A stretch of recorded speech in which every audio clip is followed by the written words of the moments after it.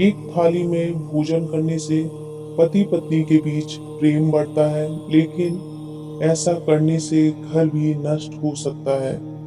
इसके पीछे का कारण महाभारत में बताया गया है। अब संयुक्त परिवारों की जगह एकल परिवारों ने ले ली है। परिवार में रहन सहन के तौर तरीके में कई बदलाव आए हैं। इसमें खाने की आदतों में बदलाव भी शामिल है। आजकल कई परिवारों में पति पत्नी एक ही थाली में खाना खाते हैं।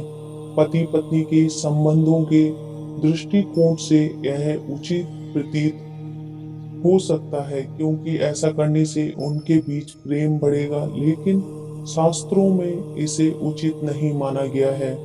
इसके अलावा धर्म शास्त्रों के ज्ञाता भीष्म पितामह ने भी इस बारे में कुछ महत्वपूर्ण बातें कही हैं। इसका उल्लेख महाभारत में मिलता है। एक थाली में खाना क्यों नहीं खाना चाहिए? भीष्म पितामह ने आदर्श जीवन के बारे में कहा कि एक व्यक्ति अपने जीवन में कई रिश्ते बनाता है और अपने परिवार के प्रत्येक सदस्य के प्रति उसकी कुछ जिम्मेदारी होती है।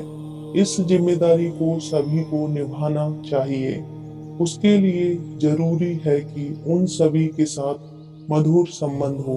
यदि पति पत्नी का एक ही थाली में भोजन करते हैं तो पति का अपने पत्नी पत्नी के प्रति प्रेम परिवार के अन्य सदस्यों की तुलना में बढ़ जाएगा।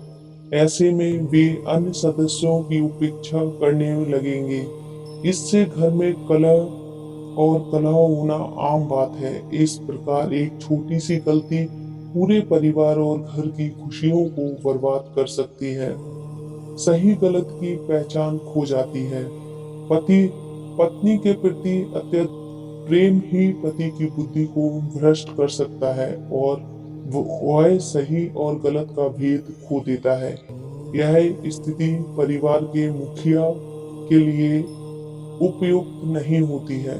बेहतर होगा कि पति पत्नी एक ही थाली में भोजन ना करें और पूरा परिवार एक साथ बैठकर खाना खाएगा। इसमें परिवार में एकता और प्रेम बढ़ता है और सभी के आपस में अच्छे संबंध रहेंगे। एक दूसरे के लिए त्याग समर्पण की भावना बढ़ती है। इससे परिवार में सुख समृद्धि आती है। ऐसा खाना खाने लायक नहीं।